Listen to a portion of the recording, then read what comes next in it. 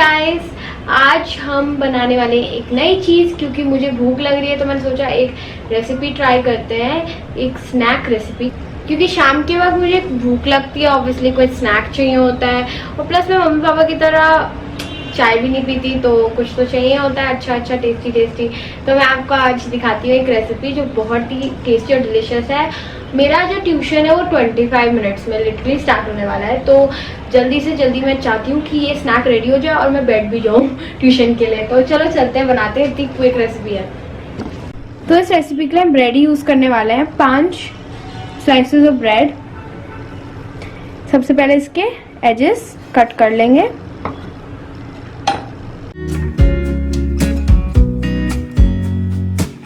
I know that I haven't been who I was. I am supposed अब हम इसे cubes में काटेंगे। to be the one you can trust. I feel so useless 'cause I let you down. I hope there's some way I can make it alright 'cause I know that you deserve. जैसे usually हम croutons बनाते हैं वैसे ही ये cubes हैं। आप कोई भी टाइप की ब्रेड यूज कर सकते हो, मिल्क ब्रेड भी अच्छी लगेगी, वाइट ब्रेड भी, कैसी भी टाइप की। Much more than this. If you give me one more. जल्दी से एक पैन रख देंगे। अब हमें इन क्रूटॉन्स को बस थोड़ा ड्राई रोस्ट करना है 5 से 6 मिनट्स के लिए। Chance, I swear I'll try my best to always be there. And I want you to know that I'm lost without you. I'm not without you. I hope I can show what you mean to me 'cause I don't. आप toss करते रहिए क्योंकि इस तरीके से सारे bread crumb के सारे साइड्स अच्छे से रोस्ट हो जाएंगे। ये अच्छे से क्रंची हो गया, आप देख ही सकते हो।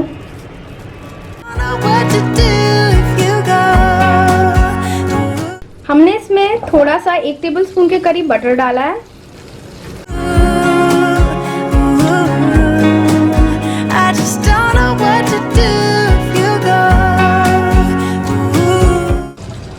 इसमें डालेंगे थोड़ा मिंस्ड गार्लिक,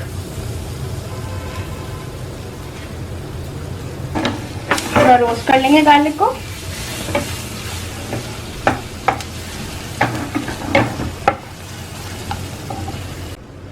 अब हम डालेंगे थोड़ा सा ब्लैक पेपर। अब हम डालेंगे चिली फ्लेक्स, थोड़ा सा oregano.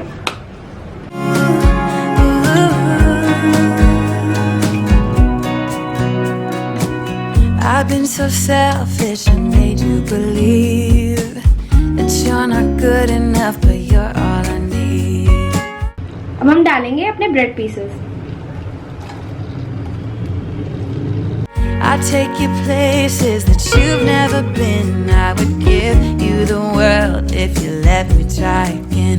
Yeah, just give me one more chance. I swear I'll try my best to always be there. And I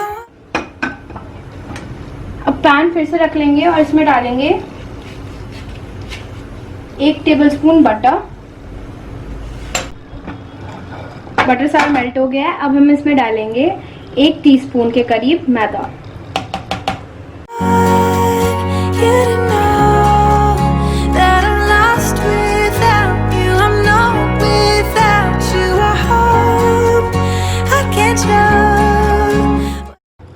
अब हम इसमें डालेंगे 2/3 कप दूध। अच्छे से जल्दी चला लेंगे। तो अभी तक तो हमने क्रूटॉन्स बनाए हैं। अब इसके ऊपर डालने के लिए हम बना रहे हैं चीज सॉस। देख सकते हैं कितना क्रीमी है।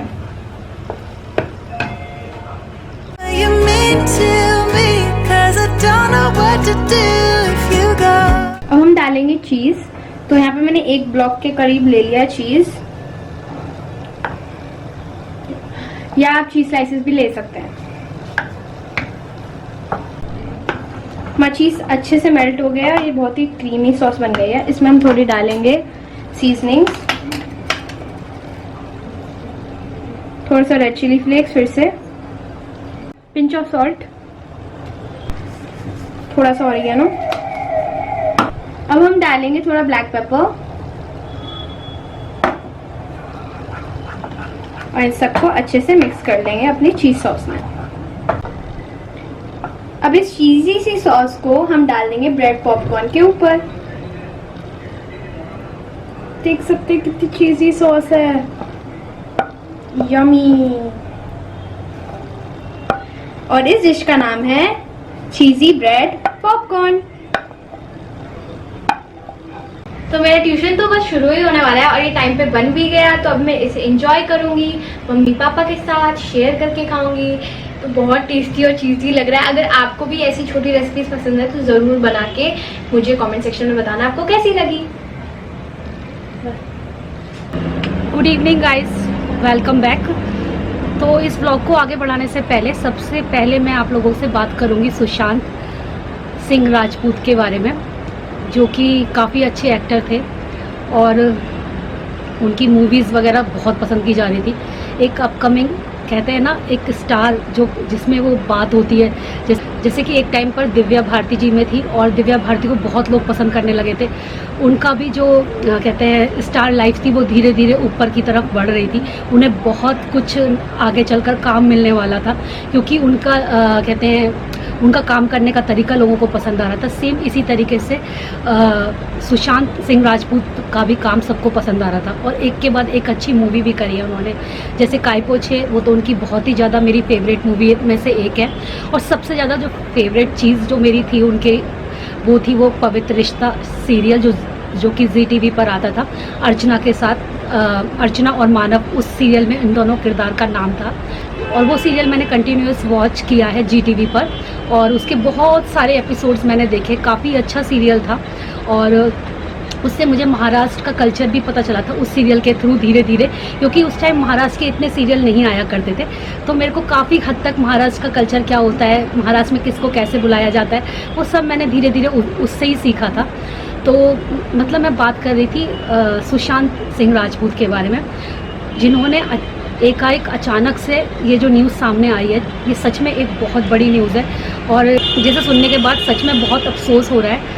और 2 दिन से मैं सिर्फ इस बारे में सोच रही हूँ, लेकिन मैंने अभी तक आपसे अपने ब्लॉग में इस बारे में कोई बात नहीं करी। कुछ लोग इस बात में मुझे जज भी कर रहे हैं कि मैं इस बारे में बात क्यों नहीं कर रही हूँ, लेकिन सच पूछो तो मैं 2 दिन से खुद इस चीज़ को समझने की कोशिश कर रही हूँ। इन 2 दिन में मैंने इतनी न्यूज़ देखी है सुशांत सिंह के बारे में, इतनी न्यूज़ देखी है, जहाँ जहाँ कोई भी न्यूज़ मुझे मिली है मैंने उन न्यूज़ को चेक किया है। कंगना रनावत का जो नया वीडियो आया है वो मैंने वॉच किया, उसमें जो उन्होंने बात करी है उसके बारे में मैंने ध्यान से सुना और बाकी लोगों के ट्वीट जो मैंने देखे और उनके ऊपर जो मैंने रिएक्शन देखा लोगों का, सब बातें धीरे धीरे समझ में आने लगी। नेपोटिज्म जो है वो सच्ची में बॉलीवुड में होता होगा, हमें नहीं पता, हम तो एक आम जनता है, हमें नहीं मालूम क्या होता है क्या नहीं होता है। और पता नहीं ऐसी कौन सी बात थी जिसकी वजह से उन्हें ये कदम उठाना पड़ा, इतना बड़ा कदम। और मैं तो बोलूँगी कि यार चाहे कितनी भी बड़ी बात हो, ऐसे टाइम पर अगर आप बहुत ही ज़्यादा डिप्रेशन का शिकार हो गए, बहुत ही ज़्यादा आपको किसी चीज़ को लेकर आप वरी हैं, तो सबसे ज़्यादा अपने नियरेस्ट एंड डियरेस्ट किसी से भी एक बंदे से ऐसे से बात करो जिससे आप अपने दिल का बाहर हल्का कर सको। उस बाहर को इतना मत बढ़ा लो कि वो बैलून की तरह फूलता चला जाए और उसमें कोई एक हल्की सी पिन मारे और वो फट जाए। तो अपनी बातों को शेयर करो जहाँ तक हो सकता है अपने किसी नियरेस्ट बंदे के साथ, डियरेस्ट बंदे के साथ, वो आपकी बात को समझेगा ज़रूर। हर कोई नहीं समझ सकता, मैं मानती हूँ हर कोई आपकी बात को नहीं समझ सकता, लेकिन कोई तो एक बंदा होगा जो आपकी बात को समझता होगा। तो दिल खोल के उसके सामने आओ, उसको अपनी बातें बताओ। और कोई बहुत बड़ी बात ही होगी जो ऐसा सोचा उन्होंने, लेकिन कितनी भी बड़ी बात दुनिया में क्यों ना हो, लेकिन ऐसा करना सच में मतलब दिल दहल जाता है। जब मैंने ये बात सुनी ना, और पता नहीं, मैंने तो बहुत कुछ सुना है कि ट्वीट में मैंने बहुत कुछ पढ़ा है मतलब, और बहुत सारी वीडियोस भी इसके बारे में जैसे आ रही हैं, तो बहुत फील होता है कि यार सच में ऐसा होता है रियल में। बाहर से कुछ और दिखता है और अंदर कुछ और ही दुनिया चल रही होती है। मैं क्या बताऊँ इस बारे में, फील तो बहुत होता है, अफसोस बहुत हुआ है मुझे इस चीज़ का, और मैं इस अफसोस को मैं अपने शब्दों में तो जाहिर नहीं कर सकती। बहुत सारे लोग होते हैं जैसे ही कुछ होता है वैसे ही रिएक्ट करते हैं, तुरंत वीडियोस बनाते हैं, फ़ोटोज़ डालते हैं।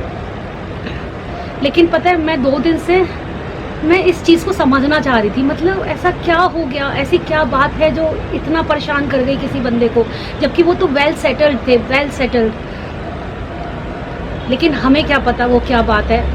बाकी जितनी भी न्यूज़ बाहर मार्केट में आई हैं उसी से हम अंदाज़ा लगा सकते हैं। जो बातें मैं आपके साथ करी थी वही सारी बातें मैंने प्रशांत के साथ भी करी हैं इन 2 दिन में, और पता है बहुत सारा डिस्कशन किया हम लोगों ने। और पता है कि ये सारी चीज़ें सिर्फ बॉलीवुड ही नहीं, किसी भी ऑफिस में आप ले लो, किसी भी ऑफिस में जो भी आपकी वर्क प्लेस है ना, वो वहाँ पे होता ही होता है। ये तो रही, मतलब जो रीमा ने डिस्कस किया वो सुशांत सिंह राजपूत के बारे में, वो तो एक सिनेमा इंडस्ट्री है, बहुत बड़ी इंडस्ट्री है। लेकिन वहाँ पे जैसे ऊपर के कुछ 7-8 फैमिलीज जो होती हैं वही पूरी इंडस्ट्री को चला रही हैं। और ये हम ही नहीं, बहुत सारे न्यूज़ चैनल में जब से उस बंदे की डेथ हुई है तब से ये सारी दिखाई जा रही है किस तरीके से इफेक्टेड है। तो ये सिर्फ मेरा मानना ये है, सिर्फ ये जो चीज़ें होती हैं आपके सिर्फ वहीं नहीं, जो भी आपका वर्क प्लेस होता है वहाँ पे भी होती हैं। बहुत क्लियर एग्जांपल इसका दूँ तो जैसे जो लोग आपका कोई बॉस होगा जहाँ पे आप काम करते हो, उनके जो क्लोज हैं वो बिना कोई मेहनत करे ऊपर बढ़ते चले जाते हैं, उनकी सारी गलतियाँ माफ़ होती हैं। और या आप अगर अपने काम पे ध्यान देते हो और जी हजूरी में नहीं रहते तो आपकी ग्रोथ कम होती है। तो ये जो चीज़ है, ये चीज़ बहुत गलत है। मतलब कहीं ना कहीं ये जो वर्क प्लेस एनवायरनमेंट है, ये कहीं ना कहीं कहना चाहिए खुशामदी से या चापलूसी से, इन सब चीज़ों से चलता है, मेहनत से कम चलता है। और जब आप क्वेश्चन करो अपने मैनेजमेंट से कि मैंने तो अपनी मेहनत दी है, मैंने अपने 100% दिया, रात में जाग के कॉल्स ली, और वैसे भी आईटी कंपनीज में जैसे जिसमें मैं हूँ तो उसमें तो सारी मैक्सिमम जो होती हैं डिफरेंट टाइम जोन्स में होते हैं काम, जैसे कि यूएस टाइम जोन या यूके टाइम जोन। आप रात भर जग के काम कर रहे हो, तो जब अपने बॉस से पूछो तो वो ये कहेंगे आपको कि भाई इसमें क्या है, तुम अकेले थोड़ी जो काम करते हो, and this is your job. और फिर बहुत सारी चीज़ें आपको गिना दी जाती हैं जो कि तुमने ये नहीं किया, ये नहीं किया, ये नहीं किया, ये टारगेट अचीव नहीं किया, ये नहीं किया, फलाना नहीं किया। सो कहीं ना कहीं प्राइवेट सेक्टर में या आपके गवर्नमेंट सेक्टर में भी बहुत है, और ये चीज़ें नहीं होनी चाहिए। मतलब लोग अपना एथिकल ग्राउंड्स छोड़ देते हैं, सही बात है, लोगों को आगे नहीं बढ़ने देते, इसलिए बहुत लोग फ्रस्ट्रेट हो जाते हैं, डिप्रेशन में आ जाते हैं इस टाइप की इंडस्ट्री में काम करने से। बॉलीवुड इंडस्ट्री जो है वो एक सपनों की दुनिया है, पूरी सपनों की, जहाँ पर हर एक छोटा बंदा जो घर से निकल के ये सपने लेकर आता है कि मैं कल को कुछ बनूंगा, कुछ अच्छा करूंगा, कुछ अच्छा अचीव करने की कोशिश में। बॉलीवुड ही नहीं, सारी इंडस्ट्रीज ऐसी हैं जहाँ पे हर कोई ऊपर बढ़ना चाहता है, लेकिन वो कहीं ना कहीं किसी एक इकलौते या ग्रुप ऑफ पीपल की वजह से वो आगे नहीं बढ़ पाता है, क्योंकि वो सिर्फ मेहनत कर सकता है। और कई लोगों की आदत नहीं होती चापलूसी करने की, वो कहते हैं मैं मेहनत करूँ, क्योंकि उनको बचपन से यही सिखाया जाता है कि मेहनत करोगे बेटा तो आगे बढ़ोगे। लेकिन आजकल के वर्ल्ड में ये चीज़ बहुत मुश्किल है। जहाँ तक डिप्रेशन की बात है ना प्रशांत, उसके बारे में आपका क्या कहना है? डिप्रेशन तो ऐसी चीज़ होती है कि जब आप अकेले रहते हो, बहुत सारे इस इंडस्ट्री में क्या बात है ना, सिर्फ इस इंडस्ट्री की मैं क्यों बात, डिप्रेशन तो किसी भी आदमी को हो सकता है। मैं तो आईटी में हूँ, तो मैंने देखा है कि कई सारे बच्चे जो होते हैं अपने घर बार छोड़ के कितनी दूर दूर जाते हैं काम करने, अकेले रहते हैं, हॉस्टल्स में रहते हैं। तो डिप्रेशन सबको होता है, हर मतलब आप ये देखो किसी भी स्टेज हो आपके करियर की, आपकी लाइफ की, डिप्रेशन हर किसी हो। लेकिन जब भी कोई ऐसा महसूस हो कि आप डिप्रेस हो रहे हो, आपके पास कोई और चारा नहीं बचा है, तो always think there is nothing like there is no way. हमेशा कोई ना कोई तरीका, रास्ता जरूर होती है। सबसे पहले तो अपनों से बात करो, जो भी सबसे पहले अपनों से बात करो, उनसे गाइडेंस लो, और अगर वो आपकी बात समझते हैं तो, और अगर नहीं आपके प्रॉब्लम्स को सॉर्ट आउट कर पा रहे हैं, तो डेफिनेटली कोई आप उनके संग बात करके अपना दिल हल्का कर सकते हो। और दूसरी बात, अगर आपको फिर भी आपको लग रहा है तो आप साइकेट्रिस्ट के पास जा सकते हो। ये सोचना बिल्कुल गलत है कि साइकेट्रिस्ट जो होते हैं सिर्फ पागलों का इलाज कर, ऐसा कुछ भी नहीं होता। अभी बहुत दुनिया चेंज हो गई है, please don't think like that. Psychiatrist के पास जाइए, मतलब मेडिकल हेल्प लीजिए। आपको बहुत सारे डॉक्टर जो है मेडिसिन आपको सजेस्ट कर सकते हैं, एंटी डिप्रेसेंट्स आपको दे सकते हैं, आपकी मेडिकेशन चलता है। आपको एक वे बता सकते हैं, जीने का दूसरा तरीका दिखा सकते हैं। आई मीन आप हेल्दी लाइफस्टाइल अपना मैनेज कर सकते हो। अगर आप डिप्रेशन हो रहा है आपको, तो आप योगा, एक्सरसाइजेज वगैरह ये सब चीज़ें कर सकते हो। बहुत सारे ऑप्शंस हैं। आज तुमने वो बहुत अच्छा बनाया था। मैंने नहीं बनाया, किसने बनाया? कशिश ने बनाया था पॉपकॉर्न। कशिश ने अच्छा बनाया। ब्रेड पॉपकॉर्न, चीज़ी ब्रेड पॉपकॉर्न बोल रही थी। चीज़ी ब्रेड पॉपकॉर्न हाँ। अच्छा था वैसे। उसके ऊपर जो तुमने गार्निशिंग वगैरह की थी चीज़ की, वो दैट वाज लवली। टेस्टी थी, बच्चों के लिए बहुत अच्छा है। हाँ। छोटे शाम बच्चे के- होते हैं ना, उनको थोड़ा सा बहलाने के लिए, टाइम पास के लिए, छोटी छोटी भूख के लिए ऐसा छोटा छोटा स्नैक बहुत अच्छा होता है। और कभी कभी बच्चों को भी बोलो, चलो मैं सॉस बनाती हूँ, तुम इसमें पोर करो, तो बच्चों को भी एक अच्छा लगता है कि चलो। जब कशिश छोटी थी ना, तो मैं उसे इतने बड़ी बड़ी चीज़ें तो नहीं देती थी, लेकिन छोटी छोटी स्टेप्स दे देती थी। चलो मैंने ये बनाया, इस पर सॉस डालो, चलो इस पर चाट मसाला डालो, तो वो उसमें भी इंजॉय करती थी। बच्चे बड़े क्रिएटिव होते हैं कभी कभी। हाँ। और बहुत क्रिएटिव होते हैं। और हम लोगों को भी ना पता है बच्चों की भी मैं जहाँ तक बात करूँ ना, बच्चों को जितना रोकोगे टोकोगे, वो उतना तुम्हारे खिलाफ जाएंगे, उतना तुम्हारे को जैसे हम बचपन में होते थे, जब हम बचपन में हमारी मम्मी पापा जिस चीज़ के लिए मना करते थे, हम उसी काम को सोचते थे क्यों मना कर रहे हैं, क्यों कर रहे हैं। वही चीज़ों से है हमारे बच्चे भी जब टीनेजर्स एज में आ जाते हैं, वो भी उन्हीं चीज़ों से। आई थिंक आजकल के जो बच्चे हैं टीनेजर्स, उनको मारने पीटने से उससे कोई फ़र्क नहीं पड़ता है और फ़ायदा भी नहीं होता। नहीं, वो और ज़्यादा वो तो रिवोल्टिंग हो जाते हैं। हाँ। और आपको इस वक्त जो होता है ना, सबसे ज़्यादा उनके बेस्ट फ्रेंड बन के उनके संग बातें करिए, इन्वॉल्व रहिए, ताकि बच्चे भी जो है ना थोड़ा सा आपको अपनी बातें बता सके, शेयर कर हाँ। सके अगर किसी प्रॉब्लम में। क्योंकि बच्चे भी आप देखो तो आजकल पढ़ाई इतनी ज़्यादा हो गई है हाँ। कि ना बच्चे भी बहुत डिप्रेस हो जाते हैं। सही बात तो है, बच्चों के ऊपर ध्यान देना बहुत really important है। बहुत इम्पोर्टेंट है। एक और मेन चीज़ है, बच्चों को कभी भी दूसरे बच्चे से कंपेयर मत करो। हाँ, कभी क्योंकि आपने देखा होगा, जब हम छोटे थे हमें कोई कंपेयर करता था, हमारे मम्मी पापा किसी और भाई बहन से या किसी फ्रेंड के साथ, तो हमें कितना गुस्सा आता था। हमें लगता था कि यार जब देखो इसी के बारे में बोलते रहते कि देखो ये इतना आगे निकल गया, वो इतने नंबर लाता है। यही सारी चीज़ें शायद हम लोगों के पेरेंट्स ने हो सकता है करी, तो हम भी अपने बच्चों के संग करते हैं कभी कभी। लेकिन ये हाँ। चीज़ ना थोड़ी सी गलत होती है। कंपैरिजन Comparison से कोई फ़ायदा नहीं होता, बच्चा डिप्रेस हो जाता है और अपने आप को लो फील करने लगता है। सबकी ना अपनी एक कैपेबिलिटी होती है, उसी के अकॉर्डिंग ही वो बच्चा चलता है। और ये चीज़ मैंने इंडिया में तो खैर इतना नहीं चलता, मैंने जब मैं यूएस में रहती थी मैंने ये चीज़ सीखी थी कि जब बच्चा छोटा सा कोई अच्छा सा काम करता है, हर चीज़ को उसे रिवार्ड मिलता है। जैसे बच्चे ने 2 का टेबल भी लिख दिया ना, तो पेरेंट्स उसको लाकर गिफ्ट में कुछ देते हैं। तो मतलब वहाँ पे ना रिवार्ड देने का जरूरी सिस्टम नहीं है है। आप गिफ्ट में दो, आप कुछ भी छोटी सी नहीं, उसके लिए- चॉकलेट, टॉफी, बच्चे ने कुछ कुछ भी। अच्छा काम किया तो आप उसके लिए अच्छी सी रेसिपी कुछ कुक कर दीजिए, Reward। आप उसके संग वही एक रिवार्ड है। और अगर कोई गलत काम करे तो मारने पीटने से ज़्यादा बेटर ये है उसे कि grounded कर ग्राउंड- दीजिए। ग्राउंड जैसे का वहाँ पर- मतलब कि एक जैसे ये होगा ग्राउंड करने का मतलब कि एक दिन तक टीवी नहीं देखने को मिलेगा, हाँ। या एक दिन तक तुम्हारा फ़ोन ले लेते हैं, तो हाथ नहीं उठाओ। हाथ नहीं तो उठाना। यही उसके लिए सबसे बड़ी बात हो जाती है। और जब इतनी, ये आपको देखने में लग रहा हो ये तो बड़ी छोटी सी बात है, एक दिन टीवी बंद कर दूंगा बच्चा तो अगले दिन फिर वैसा ही हो जाएगा, लेकिन अगर आपने कभी उस पर हाथ नहीं उठाया और आपने ये वाले स्टेप्स करे हो, तो यही स्टेप्स उसके लिए बहुत बड़े बहुत हो। बड़े हो जाते हैं। मतलब लेकिन अगर आपने हाथ छोड़ तो दिया है, मैक्सिमम है फिर तो फिर तो छोड़ दिया, फिर तो आपने हाथ, फिर तो ये टीवी बंद करना, मोबाइल छीन लेना कोई मायने नहीं रखेगा।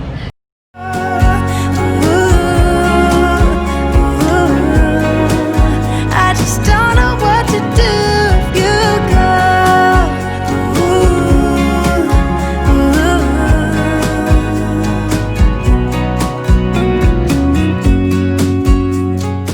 Good morning guys. तो कल रात का व्लॉग अभी कंटिन्यू कर रही हूँ। कल रात व्लॉग कंटिन्यू ही नहीं कर पाई और कुछ इच्छा भी नहीं करी कल रात में व्लॉग बनाने की। उसके बाद आप लोगों से बात हुई थी लास्ट, उसके बाद फिर कोई ऐसा खास काम नहीं किया, बस वीडियो एडिट वगैरह करी थी, थोड़ा सा डिनर प्रिपेयर किया था हल्का सा, और बस उसके बाद सो गए थे। तो मैंने सोचा कोई बात नहीं, सुबह व्लॉग कंटिन्यू हो जाएगा। तो अभी बिग बास्केट से सामान आया है। डेली मॉर्निंग में, मतलब अल्टरनेट डे, बल्कि डेली नहीं, अल्टरनेट मॉर्निंग में सामान आता है। ख़ास तौर से तो मिल्क और ब्रेड ही रहती है, क्योंकि वो तो ज़रूरत पड़ती है। सुबह सुबह डिलीवर हो भी जाता है, उठने से पहले बल्कि आ ही जाता है। तो ये अमूल की मस्ती वाली छाछ मंगाई है, बटर मिल्क यानी कि। मैंने सोचा था ये इस वाले पैकेट में आएगा, लेकिन इन्होंने ये इस वाले बॉक्स में भेजा है, पता नहीं क्यों पैकेट में नहीं भेजा। और ये 1.5 लीटर मिल्क आता है एवरी ऑल्टरनेट डे। और उसके अलावा बिस्किट्स ख़त्म हो गए थे। मेरे नाइस टाइम फेवरेट है चाय के साथ खाने के लिए, तो वो मंगाया था। लिटिल हार्ट कशिश को पसंद है और उसके लिए मंगाए हैं। तो बस यही कुछ चीज़ें मंगाई हैं। गरम मसाला ख़त्म हो गया था। वैसे बिग बास्केट से एक अच्छी बात है कि जो छोटी मोटी चीज़ें ख़त्म हो जाती हैं उससे आप ऑर्डर प्लेस करो तो अगले दिन आ जाता है। बस टाइम पर, मेरे ख्याल से 4 o'clock से पहले आपको ऑर्डर प्लेस करना पड़ता है, अदरवाइज़ फिर वो टाइम पर नहीं दे पाते। और इधर मैंने ये मूंग की दाल भिगो रखी है, मूंग की दाल ये वाली। इसके मैं चीले बनाऊंगी पनीर स्टफ़ करके इसके अंदर। तो ये आज का हमारा ब्रेकफास्ट होने वाला है। बस इसको मिक्सी में थोड़ा सा पीसना है। इसके साथ मैं डालूंगी पीसते समय हरी मिर्च और थोड़ी सी अदरक, और उससे एक पेस्ट बना के तैयार करके देन उससे चीले बनाऊंगी।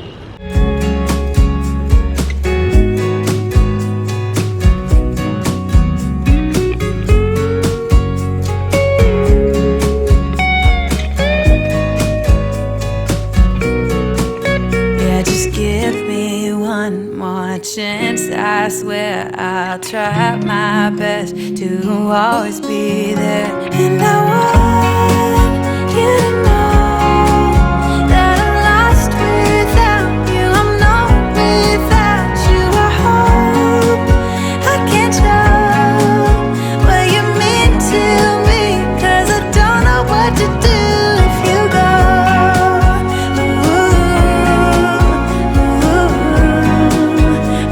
Don't know what to do if you go.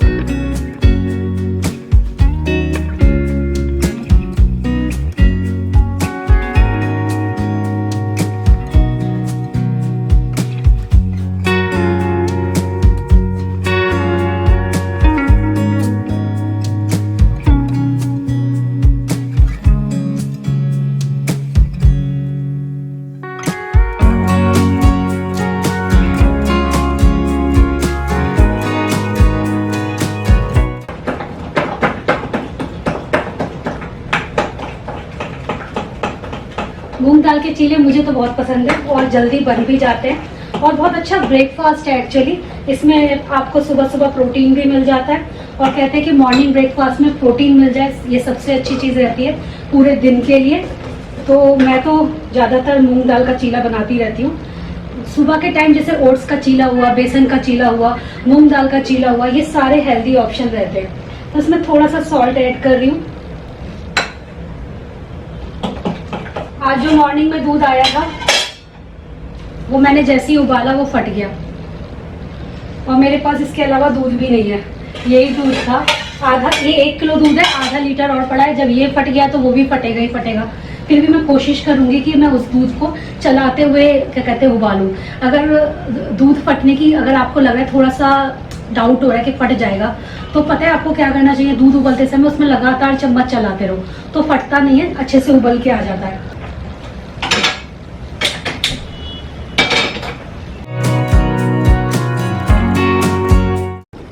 यहाँ पर मैंने दाल में थोड़ा सा पानी डाला है, 5 से 6 टेबल स्पून, और उसकी हेल्प से इसको अच्छे से मिक्स कर लिया है और खूब देर इसको फेंट लिया है इस तरीके से। और अब इसके गर्मा गर्म चीले बनाएंगे। तवा ऑलरेडी रख दिया था, तवा भी गर्म हो गया था, उसको ग्रीस भी कर लिया है।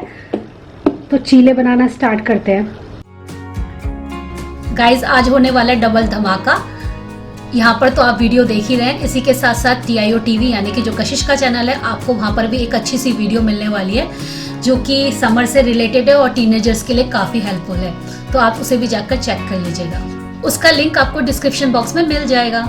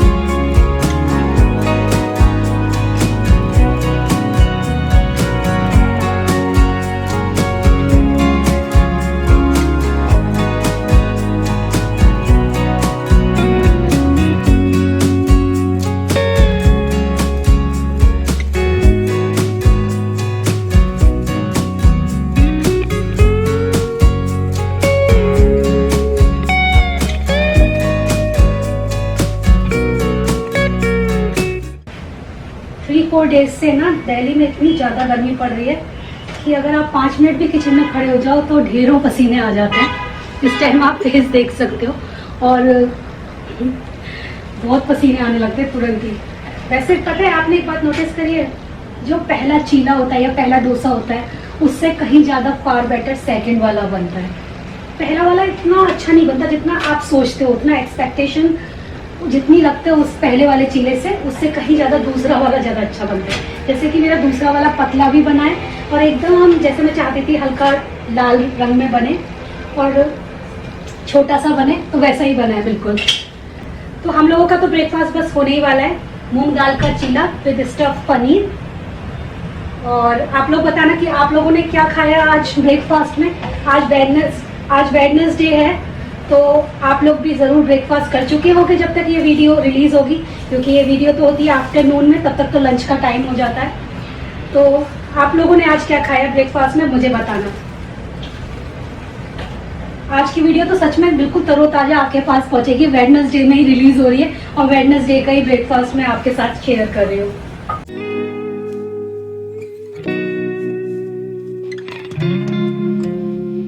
तो चलिए गाइस, यही था आज का व्लॉग। अब मैं अपना ब्रेकफास्ट एंजॉय करूंगी और मैं मिलूंगी आपको अपने कल के व्लॉग में। तब तक के लिए bye bye and lots of love. Bye bye guys.